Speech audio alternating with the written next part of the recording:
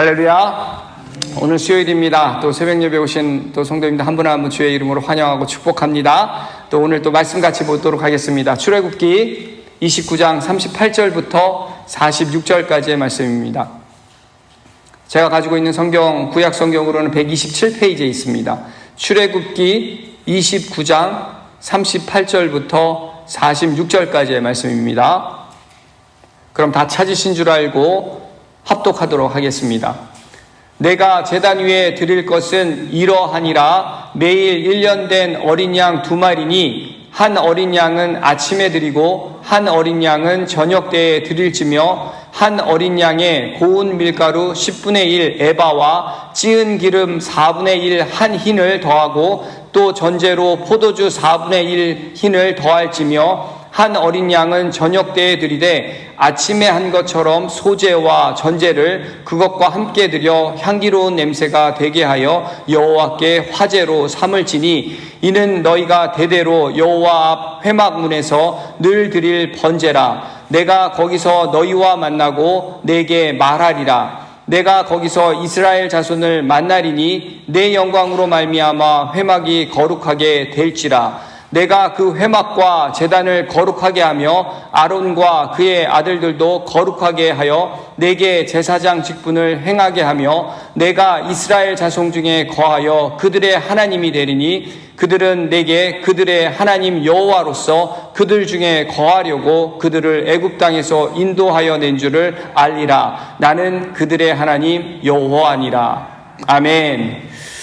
네, 오늘은 그리스도의 정체성 지키라는 제목으로 말씀을 나누도록 하겠습니다. 여러분, 어느 날 꼬마 감자가 엄마 감자에게 엄마, 나 감자 맞아? 이렇게 물었습니다.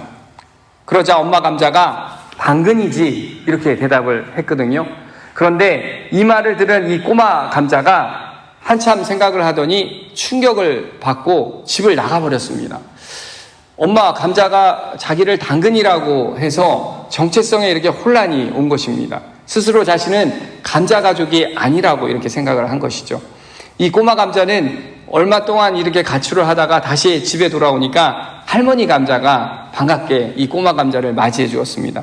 그래서 할머니 감자에게 다시 물었습니다. 할머니, 나 감자 맞지? 이렇게 대답하니까 이 경상도 출신의 이 할머니 감자가 당연하다라는 표정으로 오야 이렇게 대답을 해 주었습니다. 그런데 이 꼬마 감자의 표정이 이상해지더니 또 한 번 자신의 그 정체성에 의구심을 품고는 집을 나가버린 것입니다. 여러분, 왜 또 집을 나갔는지 이해가 되시죠? 이 오냐라는 말이 경상도 사투리로 오야 이렇게 말을 했더니 이 꼬마 감자는 오이로 들은 것입니다. 여러분, 이 예화가 저희들을 잠시 이렇게 웃게 만드는데요. 한편으로는 우리들의 이 정체성, 매사에 우리들의 이 정체성을 알고 사는 것이 또 얼마나 중요한 것인가라는 사실을 우리가 깨닫게 해주는 이런 예화가 아닌가라는 생각을 해보게 되었습니다.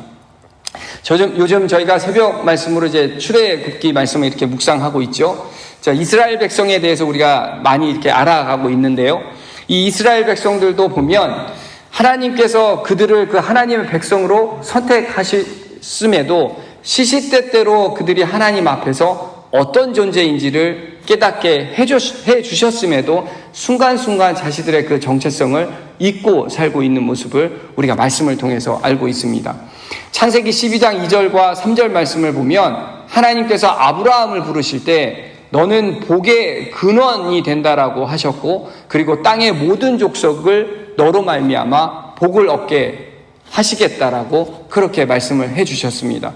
그리고 애굽에서 종살이하던 이 이스라엘 백성들을 구원하신 뒤에는 출애굽기 19장 5절 말씀에 너희가 내게 대하여 제사장 나라가 되며 거룩한 백성이 되리라 라고 말씀하시면서 백성들이 품고 있어야 할 그 자기의 정체성을 분명하게 이렇게 심어 주셨습니다. 하지만 안타깝게도 그들은 수백 년 동안 자신들의 그 정체성을 잃어버린 채 하나님의 말씀에 불순종했죠. 우상을 숭배하고 온갖 죄악에 빠져 살다가 결국엔 바벨론으로 포로로 끌려가게 되었고 그리고 수십 년 동안 종살이하며 살게 되었습니다. 그럼에도 하나님은 그들을 놓지 않으셨어요.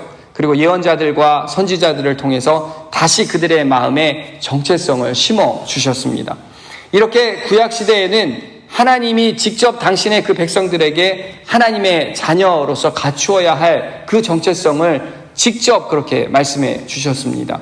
그리고 신약시대에 이렇게 넘어오면 예수님의 그 가르침을 통해서 그리스도의 그 정체성을 이렇게 말씀을 해 주시는데요. 요한복음 8장 31절 32절 말씀을 보면 그러므로 예수께서 자기를 믿은 유대인들에게 이르시되 너희가 내 말에 거하면 참으로 내 제자가 되고 진리를 알지니 진리가 너희를 자유롭게 하리라.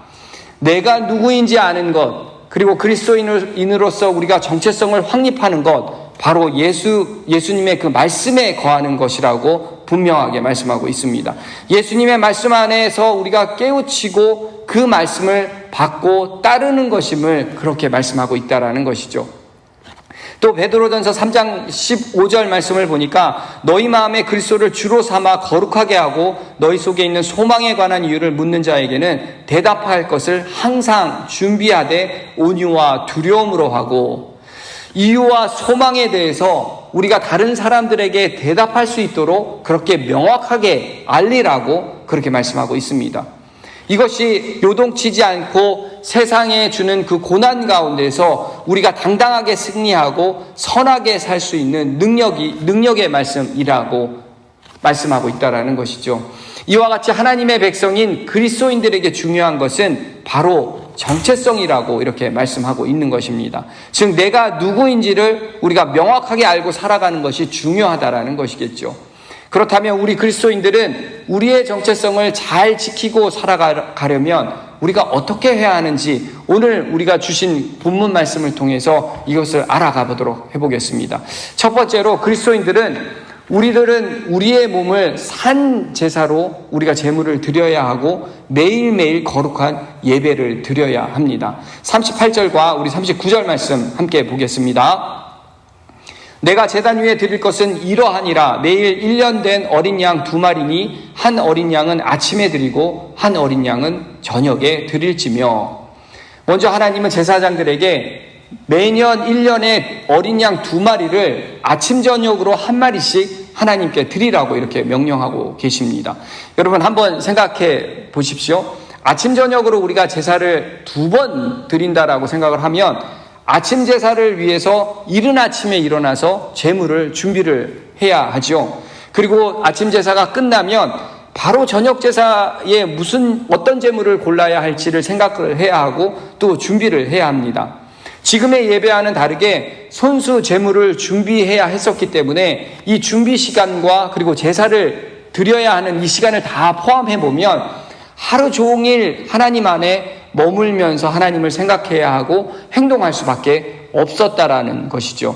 여러분 이것이 바로 하나님의 의도였다라는 것입니다. 하루의 시작과 끝에 온전히 하나님께 드리면서 하나님께 그 속한 백성임을 매일매일 고백하며 몸과 마음을 바쳐서 하나님께 헌신된 삶을 그렇게 살라라고 하나님께서 주문하고 계신다라는 것이죠.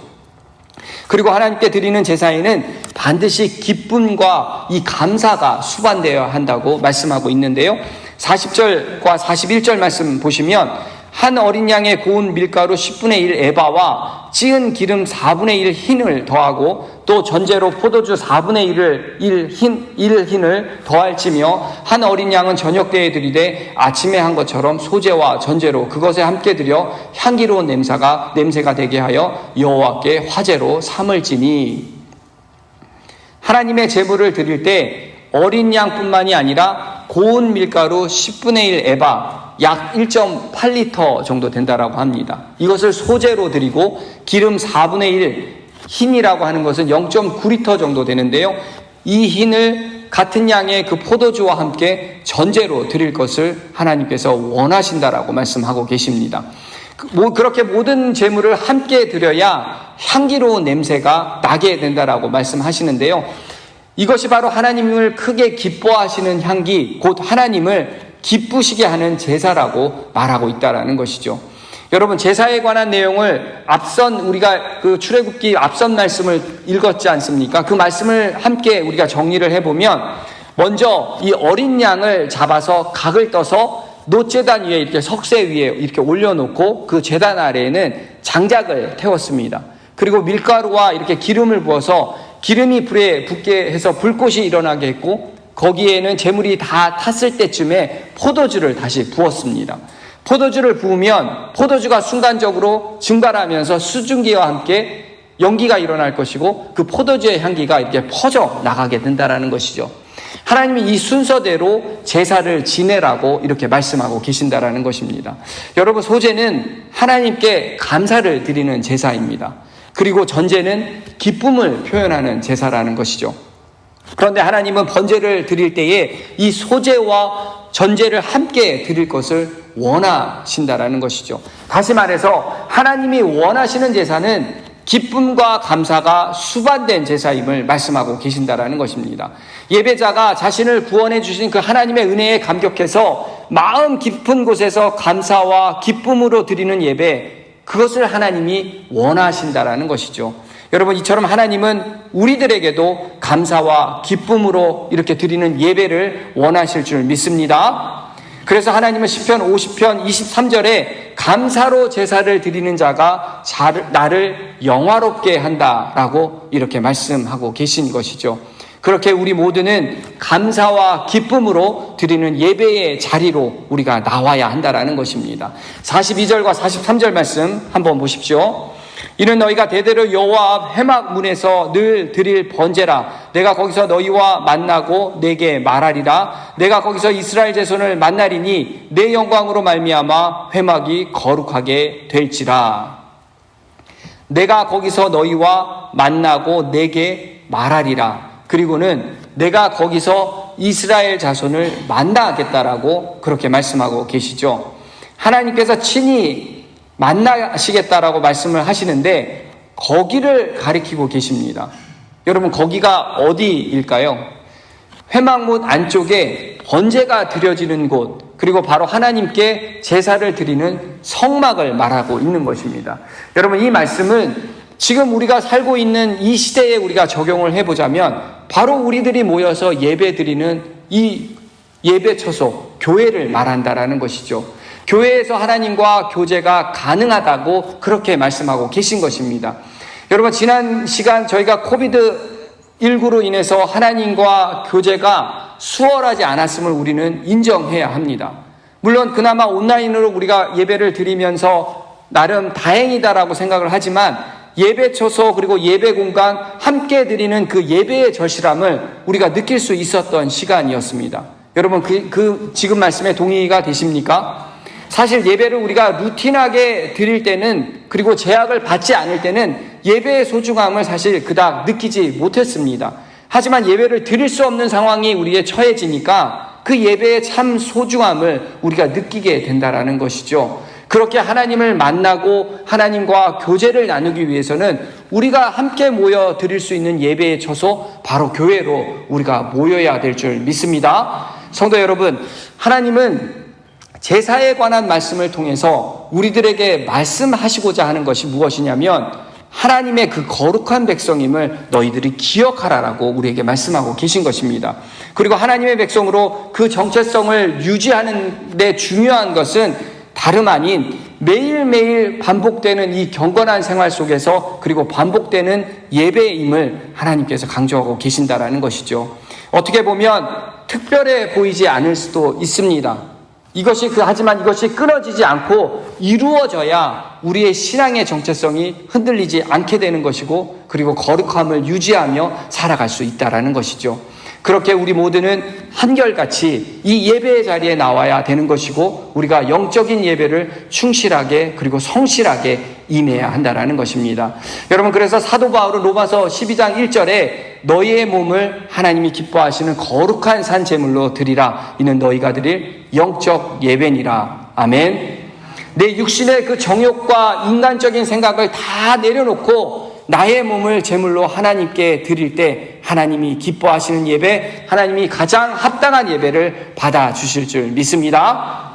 이처럼 그리스도인인 우리들이 우리의 정체성을 우리가 잘 지키며 살아가려면 먼저 우리의 몸을 산 제물로 삼아서 매일매일 거룩한 예배를 드려야 합니다. 그리고 두 번째는 주체가 나가 아닌, 내가 아닌 하나님으로 바꿔야 함을 말씀해 주시는데요.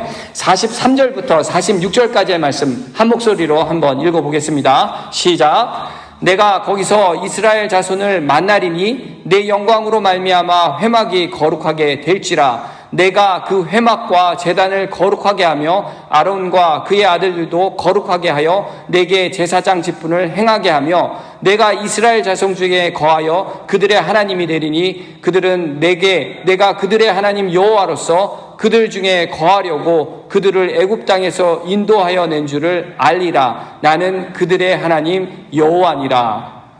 아멘. 말씀 가운데 내가라는 말이 여러 차례 강조되고 있습니다.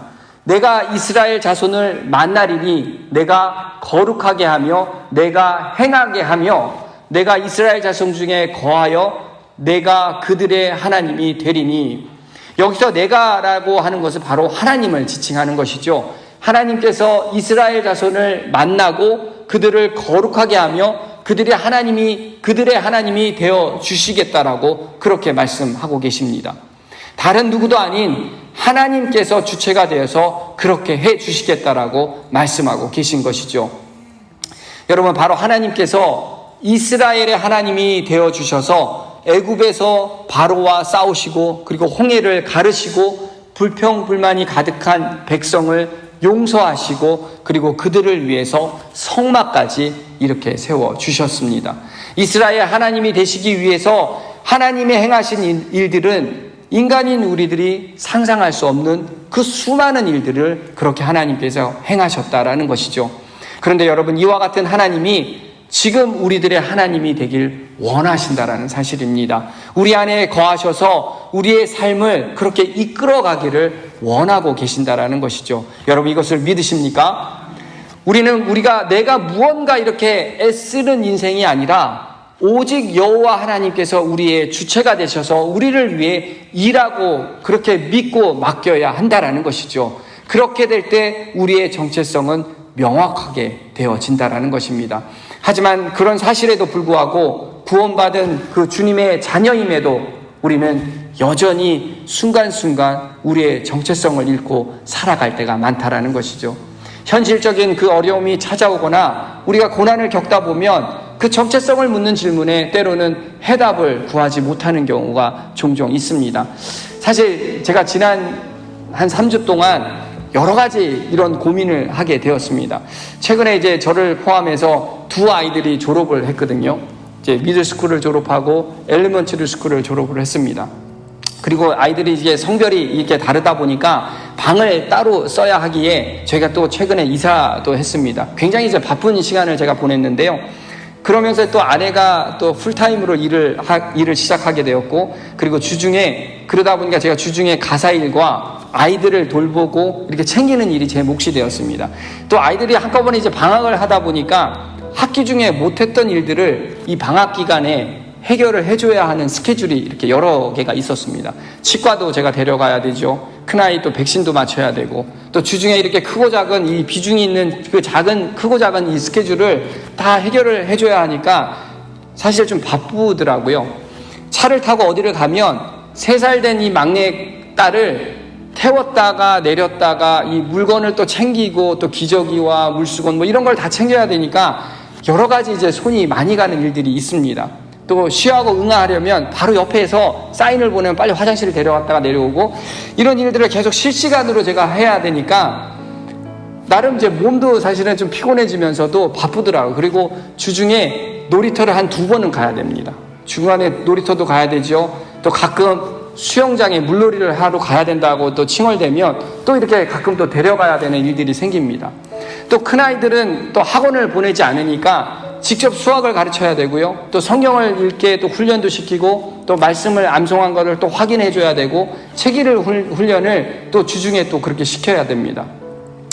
주중에 또 최소 한 번 정도는 또 장을 보러 가야 되니까 이 세 아이들 다 끌고 이제 장을 보러 갔다가 또 갔다 오면은 이제 점심을 또 먹여야 되죠. 그리고 가끔 저녁에 또 저녁을 또 준비를 해야 되고, 또 먹고 나면 설거지 거리가 또 왜 이렇게 많은지요.